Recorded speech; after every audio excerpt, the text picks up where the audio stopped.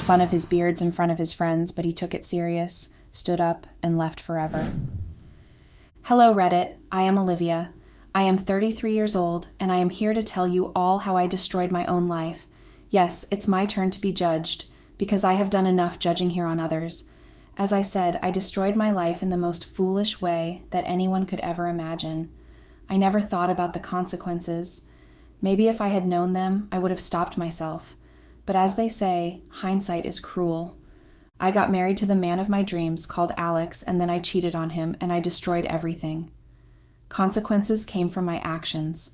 On the worst day of my life, I was standing on the side of a highway, cursing the heat and my own bad luck. My car had broken down on a lonely stretch of road in the middle of nowhere. It was one of those hot summer afternoons when even the breeze is taunting you.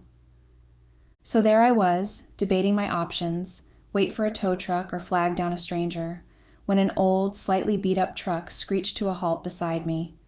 The driver rolled down the window to show a man with grease-stained hands, rolled-up flannel sleeves, and the most glorious beard I'd ever seen in my life.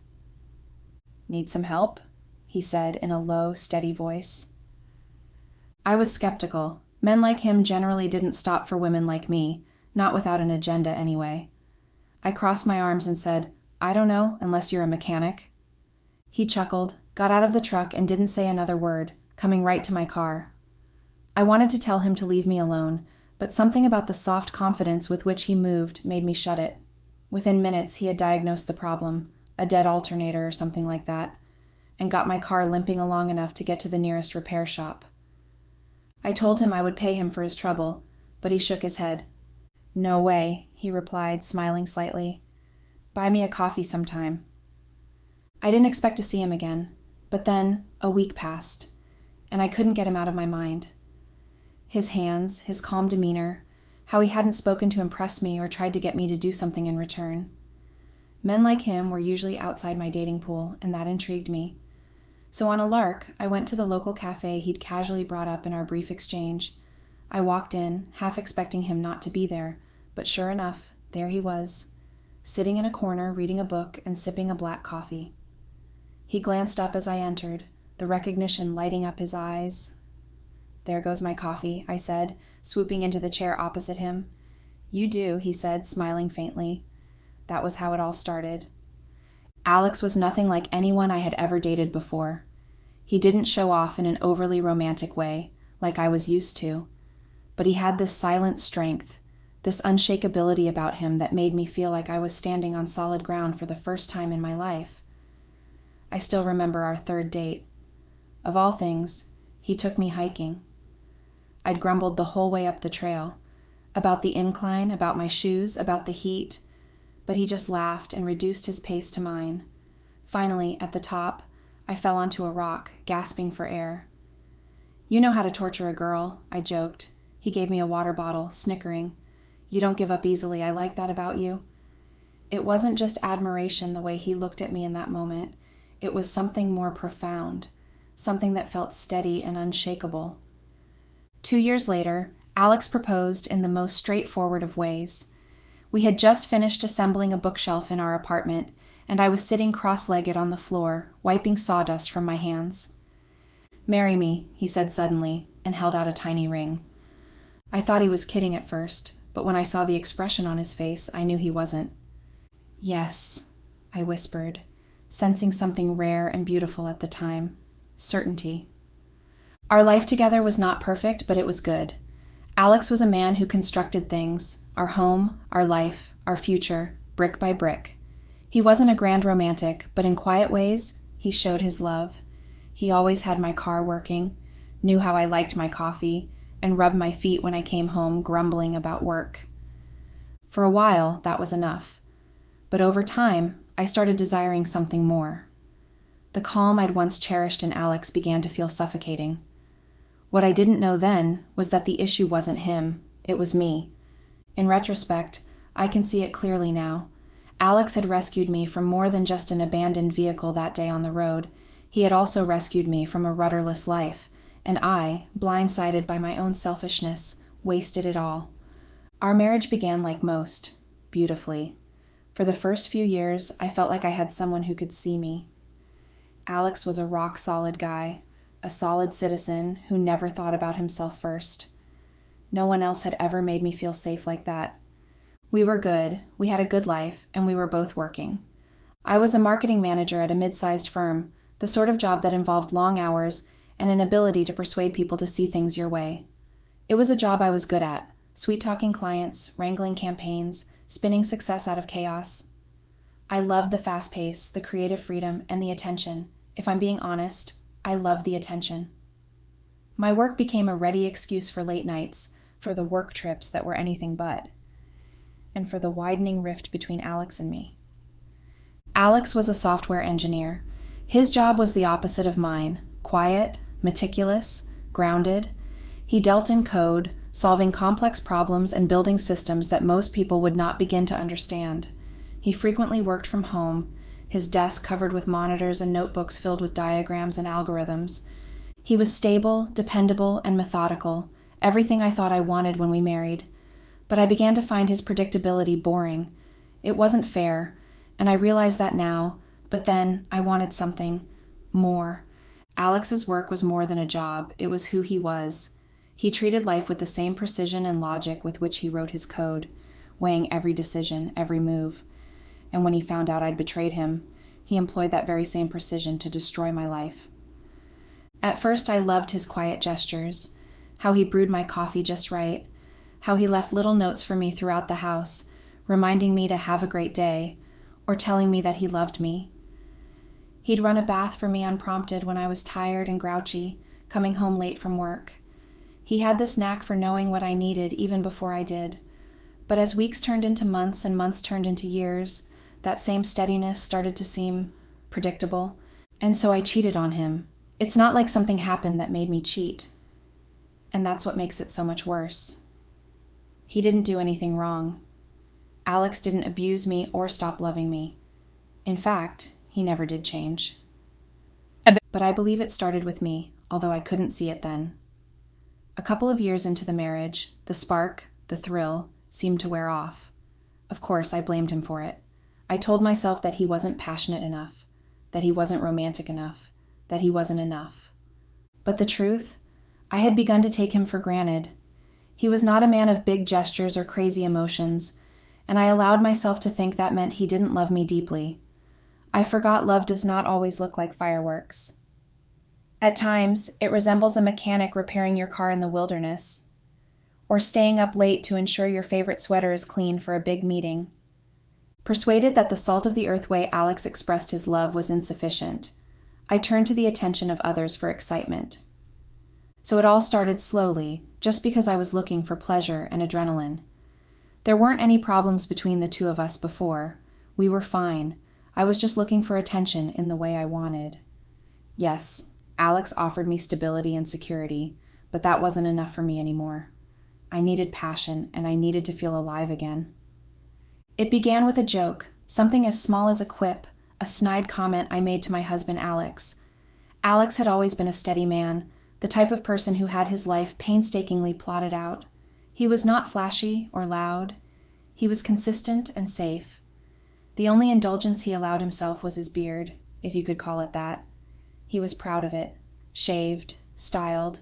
He even sometimes gave it names in jest between us. I used to find it endearing, but over time I started to resent him. Not because he was cruel or careless. No, Alex was a good man. It was because I allowed myself to get bored. I yearned for excitement, drama, and danger, and he was too calm, too composed. That's when Daniel's role came into play. Daniel was everything Alex wasn't. Reckless, audacious, charming in what felt like a jarringly toxic way. And it began as flirtation, then blossomed into an affair. I knew I shouldn't do it, but I made myself believe it didn't matter. Alex would never know. And anyway, it's not like he gave me the passion I deserved, right? Daniel entered my life like a jolt in the middle of a dull, gray routine. We were at the same firm, but I hardly noticed him initially. One day, on a particularly dreary afternoon, he started a conversation in the break room. He was the type of guy who would dominate a room with his energy. Charming, self-assured, and a little reckless. You always this serious? He asked as I was midway through a sip of my coffee. Only when Maggie, my friend, and I are trying to survive Mondays, I replied with a weak smile. He laughed, a big, infectious laugh that drew me in. Maybe you need someone to liven up Mondays a little. I took it as harmless flirting back then. Daniel made me feel as if I were the only person there. I didn't pay it much mind until it started happening on repeat. He'd make excuses to come by my desk, teasing me or complimenting my outfits. I convinced myself it didn't matter. But underneath, I really knew that I liked the attention. The change came during a work trip out of state. Daniel made sure to sit next to me at a drinking outing on our last night, along with a group of people who had just spent the day in sessions together. The chat was easy, bolstered by laughter and too much wine. You know, he said, leaning in farther than strictly necessary, I've always felt that you're far too interesting to be stuck behind a desk. I laughed it off, deflecting the compliment, but the way he looked at me stayed. There was something dangerous about his eyes, something exciting. When the night was over, I told myself I would go back to my hotel room alone. But when Daniel volunteered to walk me back, I didn't refuse. I guess one thing led to another, because the next thing I knew, I was at his door and letting him kiss me. I knew it was wrong, God, I knew it was wrong, but in that moment I didn't care. It wasn't love or connection, it was the rush, the escape. The initial one night transformed into something further. Daniel and I started sneaking around, texting, meeting in obscure spots, and coming up with excuses to work late. And it was thrilling, sure, but it was also exhausting. Every time I returned home to Alex, I felt a roiling guilt in my gut. But Alex didn't suspect a thing. Or so I thought. With Daniel, I was alive in a way that I hadn't felt in years. He was brash, reckless, and exciting. He'd take my hand and lead me into dark alcoves, kiss me as if the universe was going to end. It was diametrically opposed to the quiet, steady love Alex had always given me. But it wasn't real. I know that now. It was infatuation, a distraction from the demands and patterns I had come to loathe. Daniel would make comments like, I don't know how your husband doesn't worship you every second of the day. I'd laugh, allowing his words to feed those parts of me that lived for validation, even though I knew deep down Alex had done nothing but love me. The breakthrough arrived one Saturday afternoon. Alex had made plans for a day for just us, something he'd been doing more frequently, as though he had forecasted that I was slipping away. But I backed out at the last minute, saying I had to go into the office for an urgent project. In fact, I was meeting Daniel at a little hotel on the outskirts of the city. We were sitting, tangled in one another all afternoon, and I didn't care what happened. What I didn't know was Alex had tried to call me that day. When I missed him, he called my office and learned I wasn't there. That evening I returned home to find him waiting. How was work? He asked, his tone neutral but his gaze penetrating. It was fine, I said too quickly, not looking him in the eye. Busy? He pressed, his voice even but tinged with something else, something sharp. Yeah, I know how it is, I replied, pushing by him and going for the shower. I didn't notice how he watched me, the way his hands balled up at his sides. Alex did not sleep that night. Once I woke up to see him sitting on the edge of the bed, staring into the darkness. I asked if he was all right, and he just said, Yeah, go back to sleep. But Alex wasn't okay, Dot. He was thinking about his revenge for sure. Alex began to put pieces together. He snooped on my phone when I was having a shower and saw the text from Daniel that I'd thought I'd deleted. He didn't accuse me immediately. Instead, he dug deeper. One evening when I said I was working late, he followed me. His car, apparently parked a block away, I hadn't noticed as I entered the restaurant where Daniel had been waiting for me. I didn't notice him lurking in the shadows as Daniel said goodbye with a kiss as he stepped outside into the hall. So yeah, Alex found out everything, but he didn't confront me. He planned his revenge in detail and revealed everything when the time was right. He had always been smart, and I had forgotten about that fact. The night the wheels came off began small, with a dinner party. Alex had invited a handful of close friends over, people I did not know particularly well, but was willing to tolerate for his sake. The evening was running smoothly. Alex was in his wheelhouse, cracking jokes and regaling stories, beard as freshly manicured as ever. He'd always taken pride in that beard, and his friends liked to tease him about it. Maybe it was the wine, perhaps it was the months of guilt I was still holding, or maybe I was just seeking a way to throw off my own emotion. But when one of his friends complimented his beard, describing it as legendary, I couldn't help myself. Legendary? I snorted. Please, he spends more time grooming that thing than on me. The room fell silent. Alex's friends looked at one another awkwardly, not sure what to say. At the time, I didn't realize that what I'd said was sharper than I'd wanted. Alex didn't laugh. He stared at me, his face inscrutable, his hand still on the glass of whiskey in front of him. "I'm just going to step outside for a minute," he said calmly as he pushed back his chair.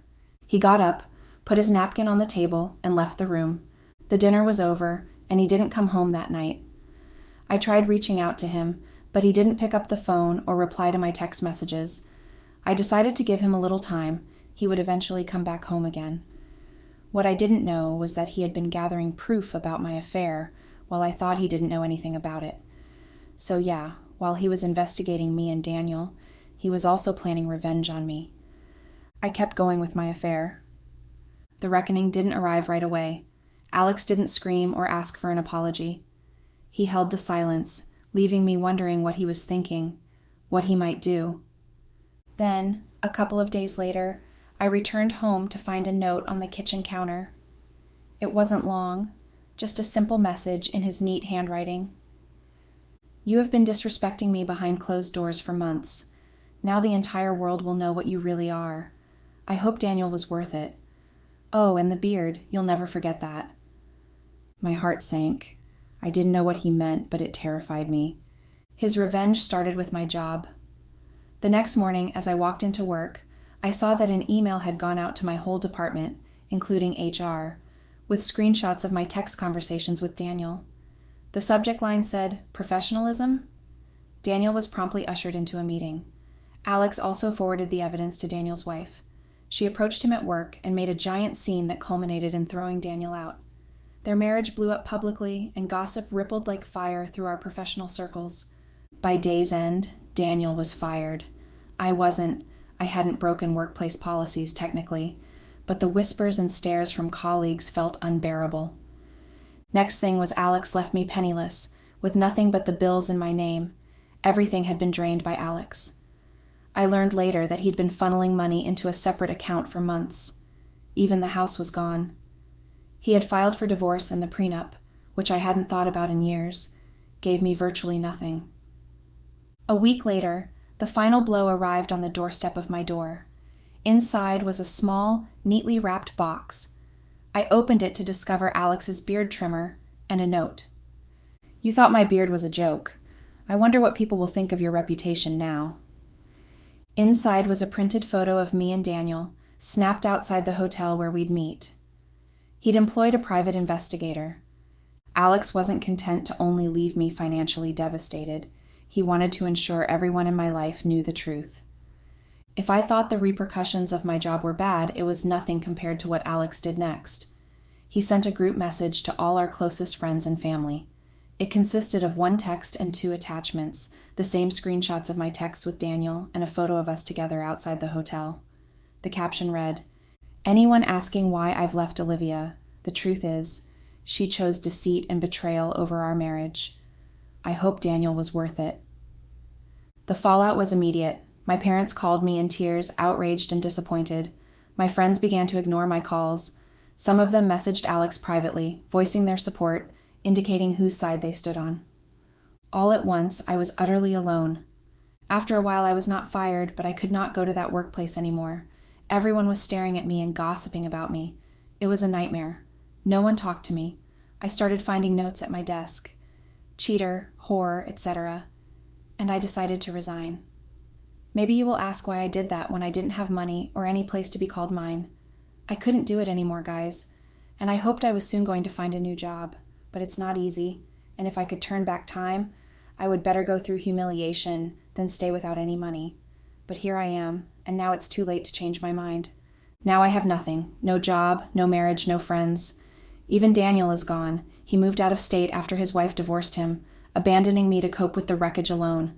Alex didn't just leave me. He pulled apart my whole life. He stole my security, my reputation, and my self-worth. And he did it all with the sort of precision and planning I used to admire in him. Sitting here alone in this hotel room where I'm actually staying, I can't help but go over the last few months in my mind. Alex gave me every opportunity, every chance to be honest, to do the right thing, and I squandered them all. I worked to my advantage, but I had no idea how smart he was, and now I have nothing except regret. And if you want to know, yes, I had regretted every one of the choices that brought me here. The gravity of what I had done sunk to my core, and the deeper I fell, the more I grasped the extent to which I had buried not just Alex, but myself along the way. I initially downplayed it to myself. I'd tell myself I was unhappy, that I deserved to feel alive, that I deserved to have the excitement Daniel brought into my life. But when Alex's revenge tore my world apart, it forced me to face the truth. I wasn't fleeing Alex. I was fleeing myself. Alex would always be there, a stable ballast of steadiness, no matter how reckless I got, I thought. I figured I could have my secret life with Daniel, but still have Alex in my corner. But I was wrong. Alex wasn't blind, and he wasn't weak. He looked at me and saw who I really was, someone who didn't value what she had until it was taken away. When I surveyed the wreckage of my life, the empty bank accounts, the loss of my job, the friends who were treating me like I had the plague, I felt an incredible sense of guilt and shame. But the worst part was not the financial ruin or the humiliation. It was knowing that I had ruined the one person in my life who had loved me unconditionally. I replayed the dinner party over and over in my brain, the way Alex had exposed me to everyone so casually. The words ran through my head. She thought I wasn't paying attention. He had been watching all along, not just my betrayal, but every time I doubted him, belittled him, or took him for granted. But regret isn't enough. It doesn't reverse the damage I caused or bring Alex back. He's gone, and I know he won't ever forgive me. To be honest, I don't fault him. I am not worthy of forgiveness, not from him, not from anyone. Now all that remains is the finality of loss. It was Alex who was my tether, my constant, my home. I tossed that all away for a moment of temporary high. Now I am full of regret, but it's too late. Alex has moved on, and I'm left here to suffer the consequences of my selfishness. The hardest part is knowing that I did this to myself. So this was my story, guys. I hope that I will get some support. I am already being judged and humiliated enough in real life. You will say I did this to myself, but I really need some advice on how to go on, how to move on, and how to start living again. I need some advice on how to forgive myself and keep going. Thank you, everyone, for reading my story. Much love, Olivia. Update. Hello, guys. I am back for an update. Not that there is much going on in my life right now. I must say that my life is still miserable, but at least I am standing still. Also, some of your comments have been helping me a lot. Now I'm living in a small, shabby apartment, the kind of place I never thought I would belong. Much different from the beautiful house Alex and I used to live in together, a house filled with love and security. The walls here are thin, the neighbors loud, and every time I look around, I feel I've fallen so far I'll never climb up again. My parents were shocked by the news. By sending them the proof, Alex broke their heart. Mom kept crying for days. She called me every day crying and asking me why I would do that to Alex and throw my entire life away. My dad, on the other side, was furious. He loved Alex like a son. They were both standing by their side. The first time I met up with them after everything broke, the tension was suffocating. They gazed at me as if I were an alien, as if they couldn't comprehend how their daughter, the woman they'd molded to appreciate honesty and loyalty, could commit such an unkind act. Over time, my mom softened. She loves me still, but I can sense that something in between us has been broken. My dad, however, has not forgiven me, and whenever I go visit, he hardly looks at me. He would say, "Alex was the best thing that ever happened to you, and you threw him away for nothing." That hurt because I knew he was right. Another piece of news is that I got a job. Not a good job because of my reputation now. It's hard to find a job like the one I had, but I am working as an administrative assistant in a marketing company, hoping to grow. They pay me a lot less than I used to get paid before, but it's better than nothing. Also, for everyone who has been asking, I have been trying to get Alex back. There was a small hope that he still loved me, and with time he would forgive me. But it didn't happen.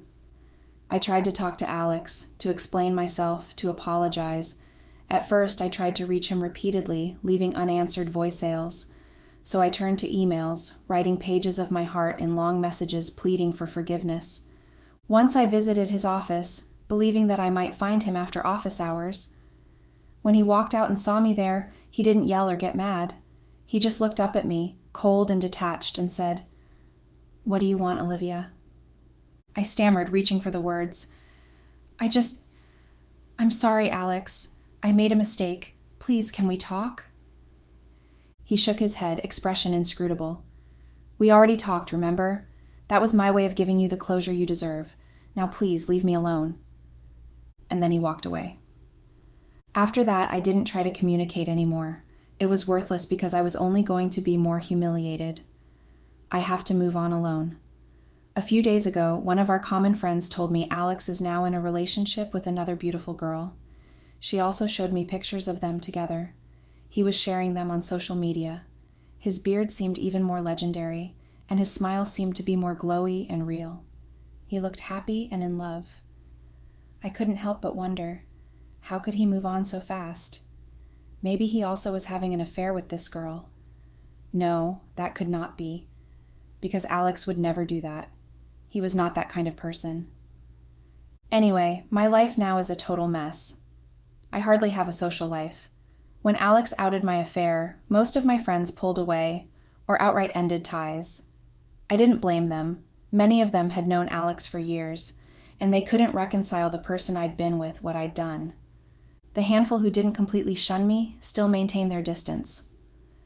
Our exchanges seemed clipped and uncomfortable, uncertain whether to scorn or pity. Invitations to get together stopped arriving.